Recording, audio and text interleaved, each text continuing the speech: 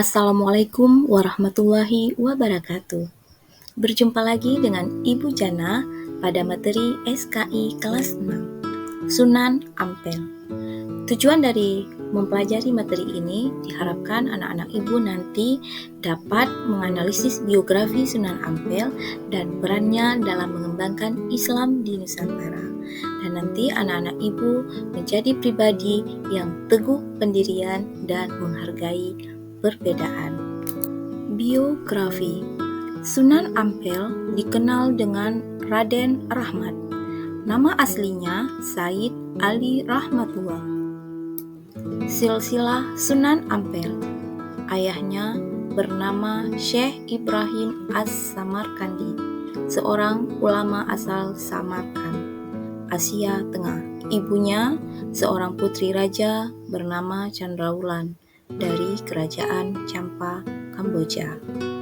Sedangkan silsilah keturunannya bersambung sampai Rasulullah SAW melalui jalur Husain bin Ali bin Abi Thalib dan Fatimah Az-Zahra binti Rasulullah SAW. Raden Rahmat atau Sunan Ampel datang ke Pulau Jawa bersama ayahnya, saudara tuanya yang bernama Ali Murtado, dan Raden Burere yang sebelumnya tinggal di Champa. Mereka datang bersama sejumlah kerabat. Kedatangannya ke Pulau Jawa diperkirakan tahun 1440 Masehi atas undangan Prabu Sri Kertawijaya yang merupakan Raja Kerajaan Majapahit. Tujuannya untuk memperbaiki perilaku masyarakat Majapahit yang konon saat itu mengalami kemunduran dan kemerosotan moral. Kedatangan rombongan ke Majapahit juga dikarenakan ada hubungan keluarga antara ibunya Sunan Ampel dan istri Prabu Kertawijaya yang bernama Dewi Darawati yang juga berasal dari Champa. Peran Sunan Ampel dalam mengembangkan Islam di Nusantara. Yang pertama, membentuk jaringan kekerabatan dalam menyebarkan Islam. Dalam mengembangkan agama Islam, Sunan Ampel punya peran penting dalam membentuk jaringan kekerabatan melalui perkawinan para penyebar Islam dengan putri-putri penguasa Kerajaan Majapahit. Strategi inilah yang menjadi Islam lambat laut semakin kuat dan mendapat dukungan para penguasa. Misalnya Raden Rahmat menikahkan Raden Usen dengan Putri Arya Baribin, Adipati Madura. Raden Usen adalah seorang mubalik asal Rusia Selatan dengan Samarkand yang sudah lama ditugaskan sebagai imam dan mengislamkan masyarakat Sumedang, Madura. Yang kedua, Syekh Waliul Islam menikah dengan Putri Retno Sambodi, anak penguasa Pasuruan, Lembu Miruda atau dikenal dengan Mbah Gunung Bromo.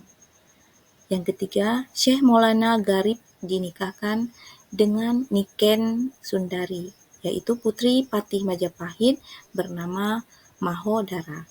Yang keempat, putri Sunan Ampel, yaitu yang bernama Adik Mas Murtosia, dinikahkan dengan santrinya Raden Paku atau dikenal dengan Sunan Giri.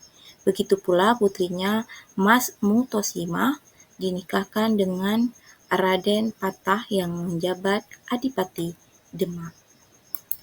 Perannya yang kedua adalah melakukan perubahan menuju tradisi bernilai keislaman. Sunan Ampel dalam membawa ajaran Islam disampaikan dengan cara-cara damai, moderat, toleran, dan menyesuaikan tradisi masyarakat yang telah ada mengandung nilai-nilai Islam.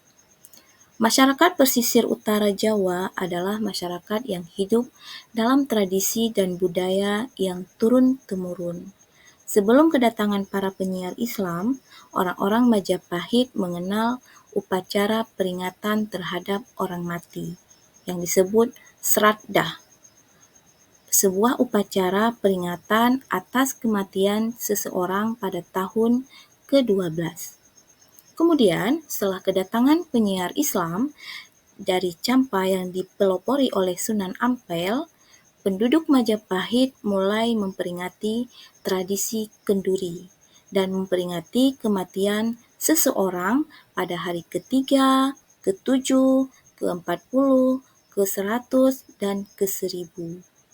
Dalam prakteknya, masyarakat berkumpul mendatangi keluarga yang ditinggalkan, lalu acara tersebut diisi dengan zikir, tahlil, dan doa.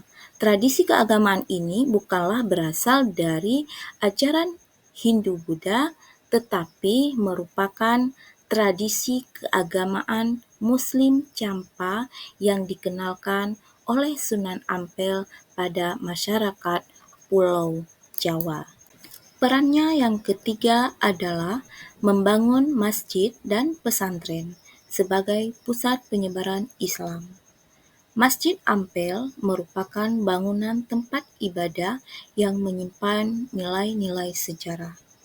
Arsitektur masjidnya memadukan arsitektur Hindu-Buddha dan khazanah Islam untuk kepentingan dakwah. Model atap tumpang pada masjid menggambarkan adanya akulturasi budaya Islam dan Hindu-Buddha. Tiang-tiang masjid masih kokoh hingga sekarang. Selain membangun masjid, Sunan Ampel juga membangun pesantren sebagai tempat mengajarkan murid-muridnya membaca Al-Quran, belajar syariat, dan tasawuf. Di tempat ini pula, ia mengkader para santri-santri yang akan melanjutkan dakwah Islam.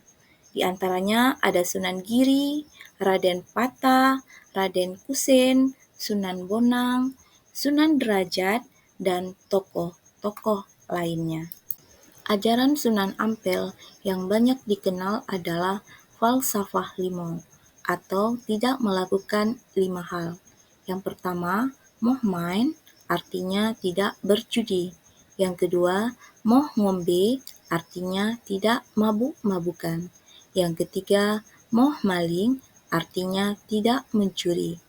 Yang keempat, moh madat artinya tidak mengisap candu.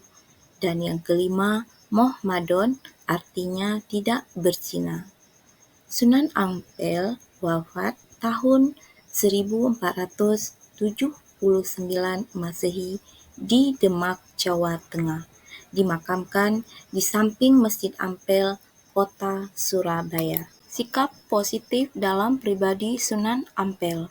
Yang pertama, berdakwah dengan santun penuh kearifan, dengan tanpa caci maki terhadap pendapat dan agama lain. Kisah teladan menarik yaitu ketika Sunan Ampel mengajak Prabu Brawijaya V yang bernama Sri Prabu Kertawijaya untuk memeluk Islam. Meskipun akhirnya tidak memeluk agama Islam, namun Sri Prabu Kertawijaya terkesan dengan ajaran agama Islam sebagai ajaran budi pekerti yang mulia. Sikap positif yang kedua, toleran dan selalu menjalin hubungan baik dengan semua kalangan. Sunan Ampel dalam menghadapi kebudayaan Jawa dan Nusantara yang masih kental dengan tradisi Hindu-Buddha dan agama Kapitayan, yaitu agama asli nenek moyang orang-orang Nusantara, namun Sunan Ampel secara perlahan melakukan perubahan tradisi dan menggelar kegiatan-kegiatan yang bernilai Islami.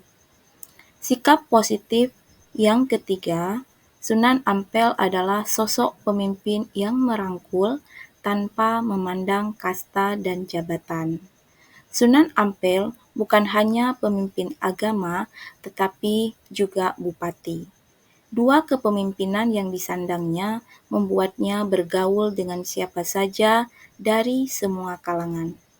Sikap positif yang keempat, Sunan Ampel adalah seorang guru yang mendidik dengan penuh keikhlasan dalam menyampaikan ilmu kepada murid-muridnya, sehingga lahir generasi penyebar Islam ke penjuru Nusantara.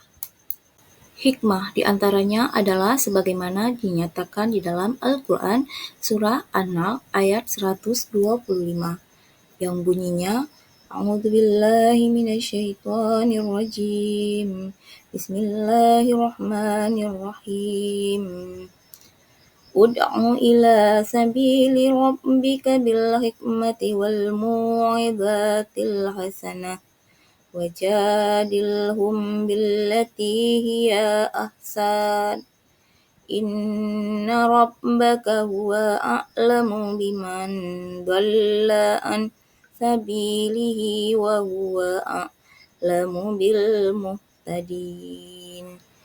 Yang artinya, serulah manusia pada jalan Tuhanmu dengan hikmah dan pengajaran yang baik, dan berdebatlah dengan mereka dengan cara yang baik.